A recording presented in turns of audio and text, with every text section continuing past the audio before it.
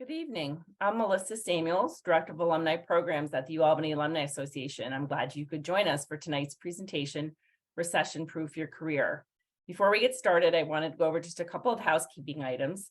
We will be recording the webinar today, and I will send you a link once we have the recording uploaded in case you want to revisit anything. Also, we will be doing a Q&A at the end of the session. At the end of the session. So please put your questions for the presenter in the Q&A and not in the chat. Just don't want them to get lost there. So let's get started. I'd like to introduce tonight's presenter.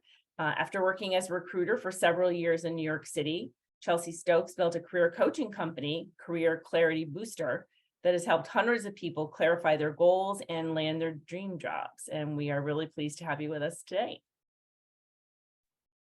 Thank you so much. Yeah. Excited to get started. All right. Well, I will turn off my screen and. Sounds good. Awesome. Well, welcome everybody. Excited to chat with you all today about how to recession-proof your career. And I do always like to just see where people are from. I don't know if I can see their chat or not, but if you want to just pop in the chat where you're from, I just think it's nice to have a little participation from you all. And like it was mentioned, you can put your questions in the chat and we'll get those answered at the end. But I do think that this is such an important topic right now because I feel like we've been talking about the recession for the last year and a half. And I think it's put a lot of people in a fear state, but there's actually so much that you can do to protect and own your career. Awesome. I can see the chat. Fairfax, Virginia, Albany, New York City. Awesome. If you want to, North Carolina. Oh my gosh, I'm actually considering potentially a move to North Carolina. Originally Ukraine, but living in Rochester. Amazing. Brooklyn. Very cool. Queens, a lot of New Yorkers. Amazing. Cool. Colorado. I actually lived in Colorado for a bit. Very, very nice. Okay, great. Just good for me to get a sense of where everyone is at. And I might have you all pop in the chat a little bit just so you can get engaged with the presentation and it's not just me talking the whole time. So just want to give you a brief rundown of what we're going to cover today. I'm just going to introduce myself briefly. I know there was a little intro, but just so you know a little bit about me and who I am and why I'm qualified to give you any advice today. We're going to talk about what recession-proofing your career actually means. We're then going to go through my 4 steps to recession-proofing your career, and then we'll have a Q&A. So a little about me. I am a former burnt-out recruiter. I worked as a recruiter in New York City for several years where I learned a ton and I've incorporated that into my coaching and programs. But after 3 years, I decided I needed a change and I actually made a change to tourism. I worked as an active travel guide. This is me in Italy working in that job. Super happy and was a great way for me to really figure out what I wanted to do next and do something I really wanted to do, which was to travel. I actually got let go from that job after 3 years during the pandemic, and I decided to go all in my business that I kind of started a bit when I was in this travel job. And now over the last couple of years, I've built an amazing company. I've helped dozens land dream careers. I think at this point it's hundreds. My clients have been at companies like Hubspot, LMS, Microsoft, Cisco, The Guardian, New York Times, Mathematica. My average client gets a $30,000 to $40,000 plus salary increase. And really my intention is to be my client's last career coach because I think that there's a lot of short-term solutions out there, but really I'm looking for anyone who learns from me to have long-term results. Just a little fun facts about me. I'm a cat and a recent dog mom. I actually just adopted a 3-month-old puppy last week. Hopefully she will be quiet throughout this presentation, but if not, I do apologize in advance. She's sleeping now. Hopefully it remains that way. I'm a big tea over coffee drinker. I love to travel and love to just be a nomad on the road. And I'm currently in Hudson Valley, New York in Beacon, if anybody knows where that is. So you might be feeling super stressed about everything that's going on in the world. Can you all just let me know in the chat on a scale from 1 to 10, 10 being like absolutely freaking out and 1 being like Dalai Lama, how are you feeling about the recession as it relates to your career? I would love to just get like a brief temperature check from you all. So if you just want to pop that in the chat. Okay, cool. Strong 7.5, 10, 3, 6 to 7, 5, 8, 5. Okay, cool. So we had people kind of all over the map. Really interesting, but definitely some high ones as well. Okay, cool. Well, this will still be helpful for you. I mean, definitely for those of you who are feeling on the higher end, but even if you're on the lower end, really what recession-proof your recession-proofing your career means is just taking control of your career, which is helpful at any point. And I know that there's just so much information out there, a lot of fear, but the good news is that you have so much more power than you realize to create your dream life and career right now. I have helped people during the pandemic when unemployment was at 13.5%, which is one of the highest unemployment rates we've seen since the Great Depression. So if we can get people results during that time, and we're going to be going over the same framework I do with those clients, then you can get results now. So hopefully that is a light at the end of the tunnel for a lot of you. And again, recession or not, just owning your career is so important to growth and really making the most of your job. I always just love to give a little bit of evidence. So like I said, these are all people that I've worked with throughout the pandemic, throughout the last 3 years, the last year when we were talking about the recession. So mindset's really important to me. I just think it's really helpful to just have evidence for what you want being possible. So I just wanted to show you a couple of different wins that my clients have had during this time with all this recession talk during the pandemic. And if they can do it, so can you. And like I said, we're going to go over the same framework that I go through with these clients. Obviously, it won't be in as much detail, but it'll still be super helpful for all of you. So first, I just want to go over recession and recession facts just to make sure we're on the same page about that. I think it's a term that's thrown around a lot, but a recession is considered a significant decline in economic activity and lasts more than a few months. Right now, we are not considered to be in a recession, at least due with the research that I've done, but some economists predict that it'll be later in 2023. So a couple of facts about recessions.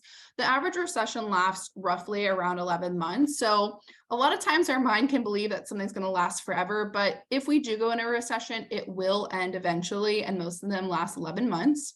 Right now, the unemployment rate is about 3.5%. Actually, last month it was 3.4%, and it has held steady at that rate throughout the last year, despite people predicting that the unemployment rate would have gone up. So we actually have a very hot job market right now. No economist can really agree, like, if a recession is going to happen, when, how long it will last. A lot of people think that it will, but people also said that it was going to happen last year. So nobody can really agree when it's going to happen, which just indicates to me that you want to make decisions off of the present moment and the data you have. And since World War II, we've gone through an average of roughly about 5 years between recessions. And I just want to mention that because economy fluctuations are normal and they're always going to happen. You can experience anywhere from 3 to 5 recessions in your career lifetime. So what that means is that recessions are going to happen. So having control of your career is going to be a great tool for you because this is just going to be inevitable. The economy is going to go up and down, but what we can do is control our careers during this time. I also just want to go over some recession myths. So something I hear a lot is the first one in is the first one out, and it's really not that simple. I have been on the other side as a recruiter with reorgs and layoffs. And so if a recession happens and there are changes within a company, it's not just like the HR teams are like, okay, we're going to just remove everybody who just brought into the company. Seniority is not foolproof. And just because someone has been in a company longer does not mean that they're not going to be let go. But really the best way to recession-proof your career, which we're going to be talking about tonight, is to have a job search strategy if you need to use it. You don't want to put all your faith into a company to control your career. You control your career, not a company. And that's really what I want you to feel like at the end of this presentation. I also hear a lot that entry level get let go first. And often that's because maybe they're newer to the company, but lower level jobs are actually typically less pay, so they are less costs to the company. So if you're in a lower level role, then that doesn't necessarily mean that you're going to be let go. And I also hear a lot that no one is hiring, especially during the recession.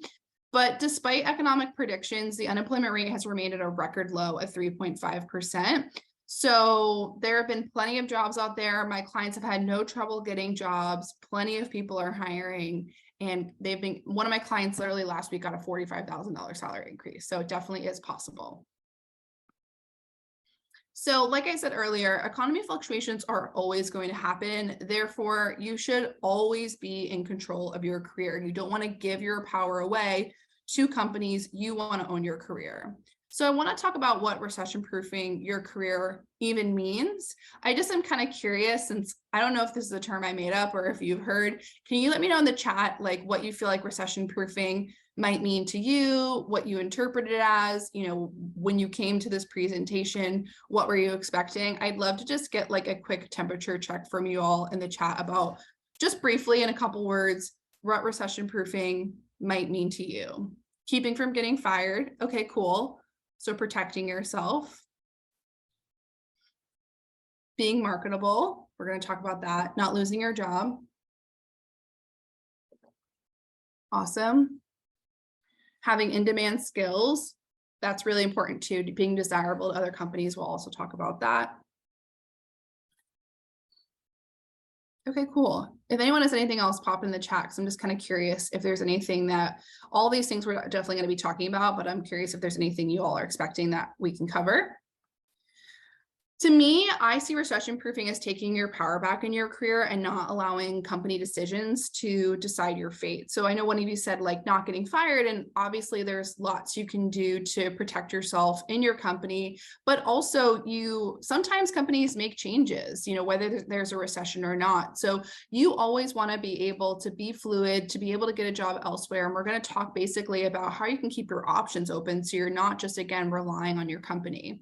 I also am really big on finding happiness and fulfillment for my clients. I don't want people to just get into any job, because just getting into any old job is typically not making people happy. So even during this time, you can find a job that fits you, that makes you feel good if you want it.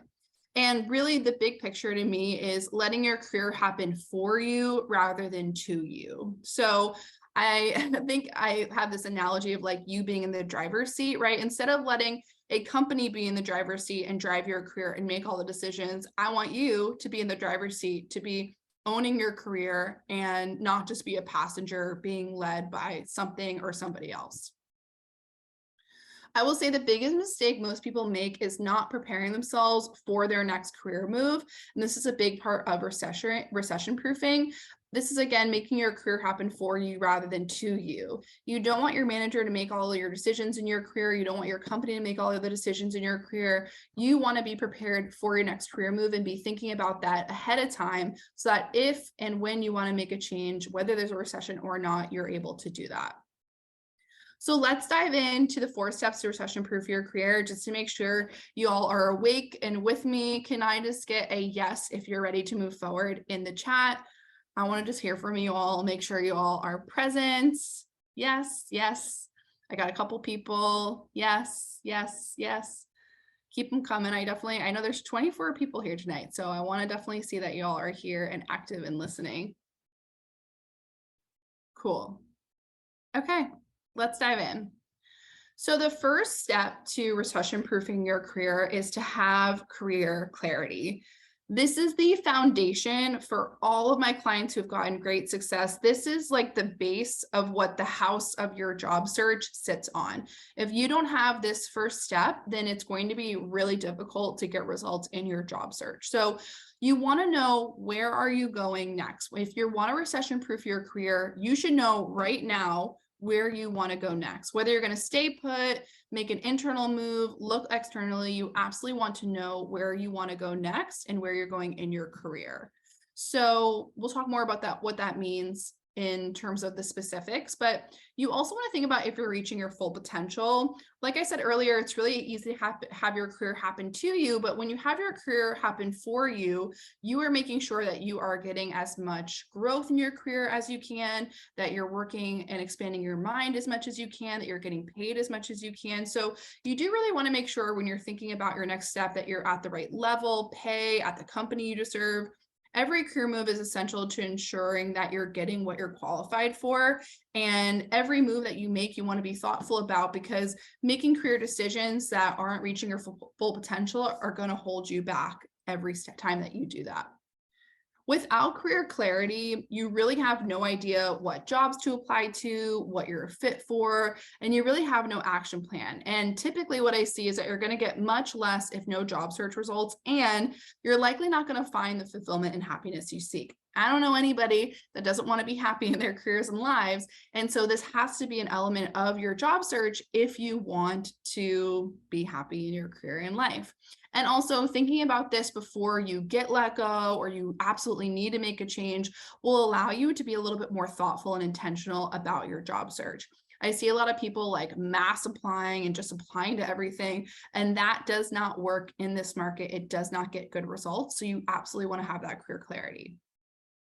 So diving a little bit deeper into career clarity means knowing what level you're qualified for and not going too low. I do work mainly with women, and I do often find, of course, this can happen with men as well, but typically I find that a lot of my clients are going too low in terms of the level they're qualified for, which not only leads to them being unfulfilled in their careers, it actually leads to them getting less results in their job search because they're applying for roles where the people on the other end are thinking that they're not going to be happy in those jobs. So you absolutely want to know the right level that you are qualified for.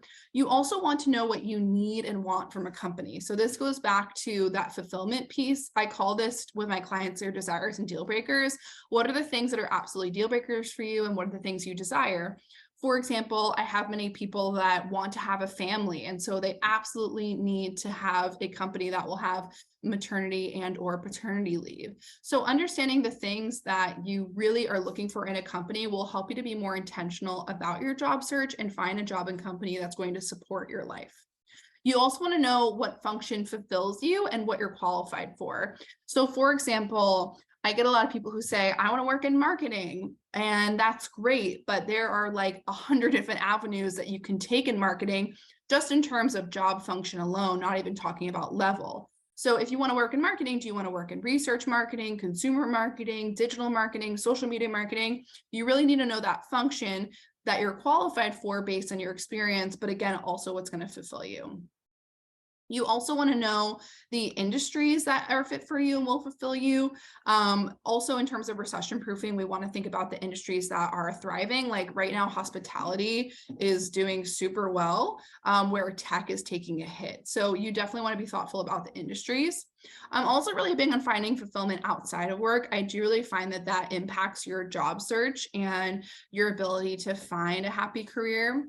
And you also want to know what salary level you want, and again, not going too low. So obviously having finances, I think, is important, especially in this economy where we're dealing with high inflation. So you want to, of course, be getting as much money as possible, getting your coin for what you're qualified for. So you want to make sure you have that clarity.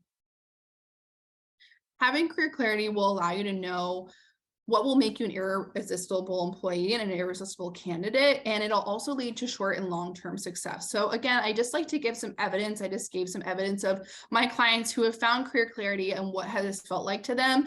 I see my clients getting results even further down the line. And so I just want to reiterate to you all why this is so important. That's why I'm sharing these testimonials, because having career clarity, focusing really deeply on this step and getting as specific as possible is going to not only get you results in the short term, it's not only going to help you feel more secure if you need to make a change, but it's typically going to lead to you having even bigger and better results long down the line.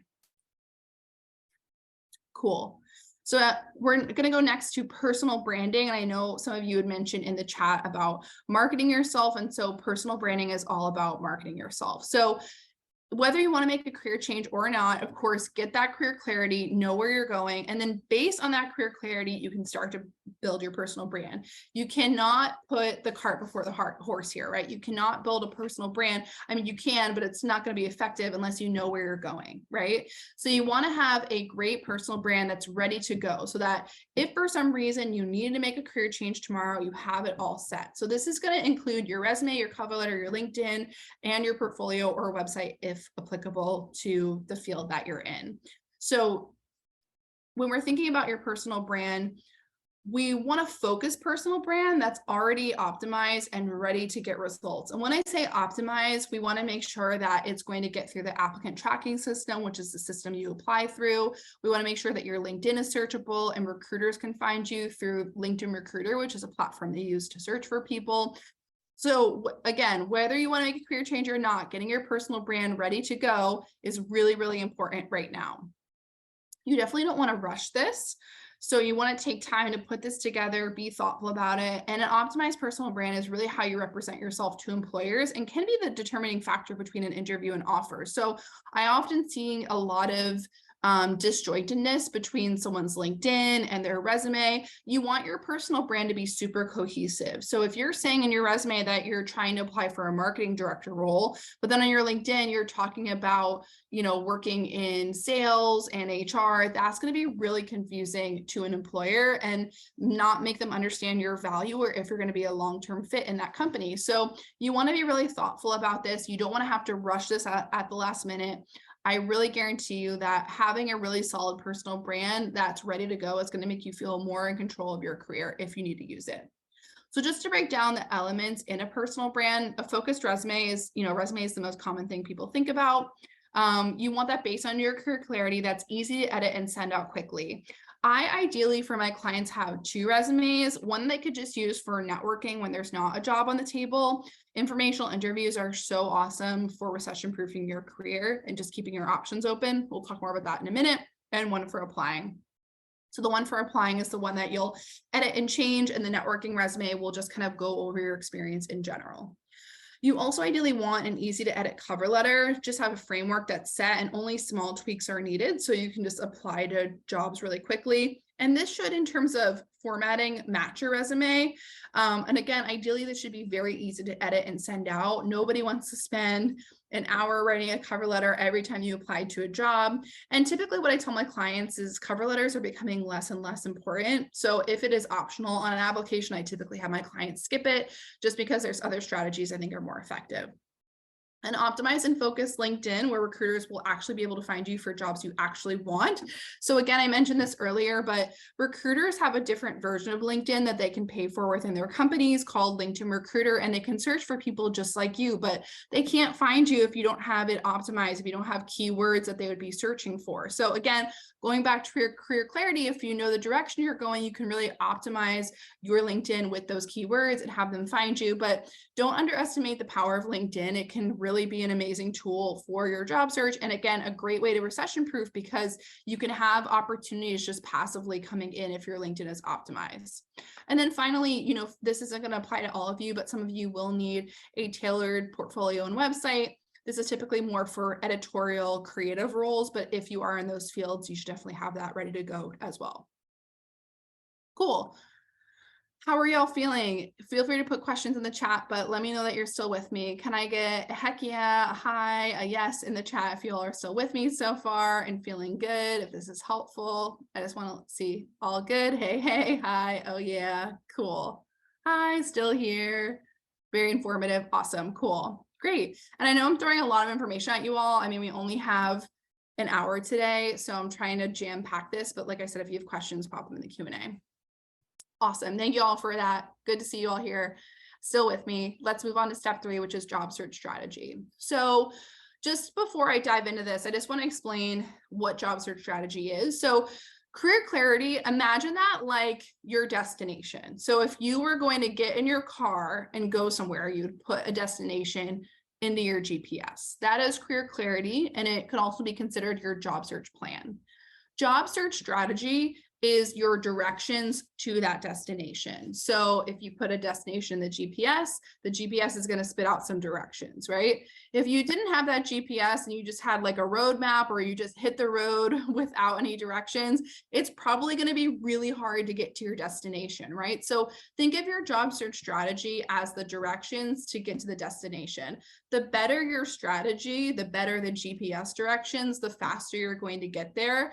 Otherwise, you're just going to be going like off-roading and just going to get all these back roads. So job search strategy is really important to not only recession proofing your career, but just getting results quickly if you get let go or if you want to make a change quickly, you need that job search strategy to do those things. So really think about like, what would you do if you needed a job tomorrow? It's essential that you know what you would do to not only find a job, but one that fulfills you. I want to just also mention that applying is not an effective strategy. I should clarify that it is a strategy, but it's not the most effective strategy. Applying alone is the slowest and least effective way to get results in your job search. If you want to make a change and need to make a change, you want to be able to do that quickly and efficiently. And applying, I just find typically takes a really, really long time. It's so easy to get lost. Recruiters aren't looking at every single resume. So we want to diversify your strategy. You really need a game plan, those directions, to not only find a job quickly, but to find one that fulfills you and meets all your desires. So if you're feeling unstable in your company, if you feel like you're hitting a breaking point in your company, you don't want to be spending months and months searching, you want to find a job quickly, and that's what job search strategy is all about.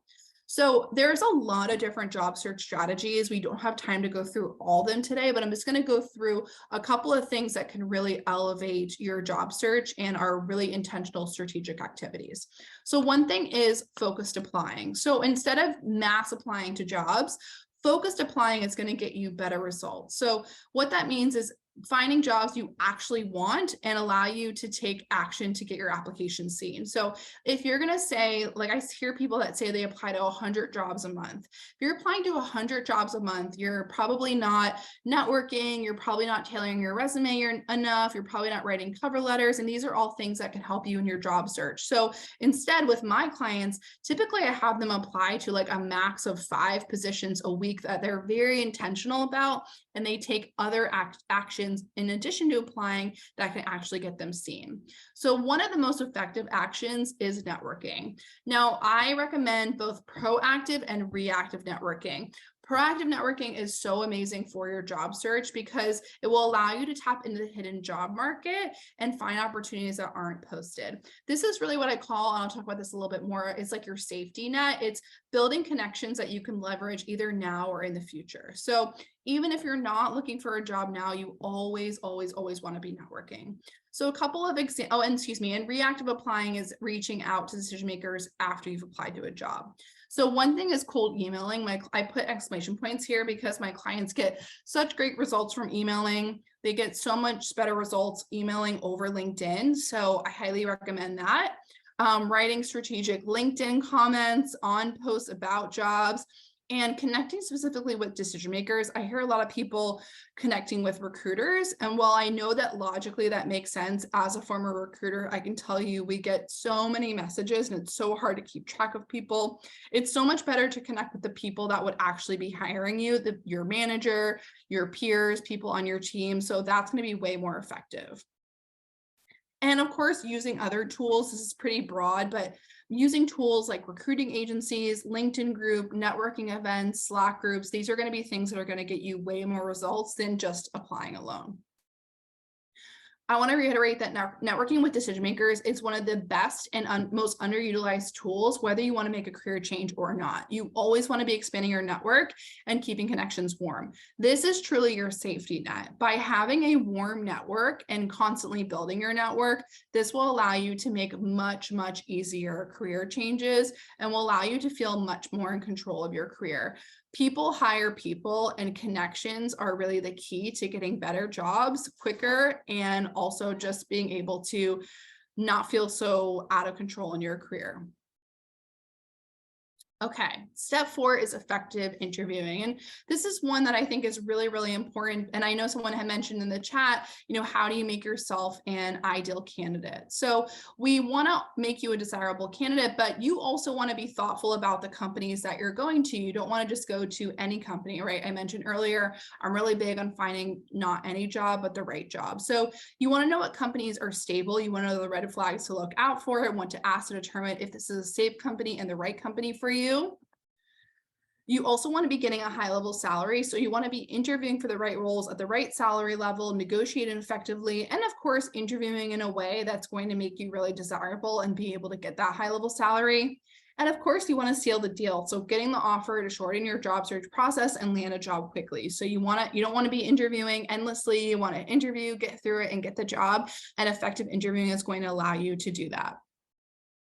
So these are some examples of effective interviewing. Again, I'm putting like the most important things here just so you'll have some things to take away from this, but there's definitely more that you can do with interviewing. So you want to ask the right questions. So you want to ensure you're asking questions to determine if the company is a right fit for you from a safety and a fulfillment perspective. I'm going to give you some examples that you can ask with the recession in mind, but you also want to be thinking about the things that you want. You know, I mentioned things like maternity leave, paternity leave. You want to be making sure that you're understanding that this company is right for you from a fulfillment perspective as well.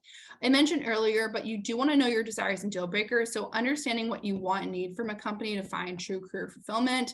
Even in a recession, that doesn't mean that you want to just take any job. We want to make sure you find a job that feels good to you. You want to also make yourself irresistible. So explaining your value add is how you're going to make yourself irresistible. You want to tell them what they need to know, not everything that they need to know. You just want to tell them things that are going to make them know this is the right person for me. Now, your value add is basically how you are going to solve problems for this company and or team. Everyone has a unique value add. It doesn't matter who you are. We're all different.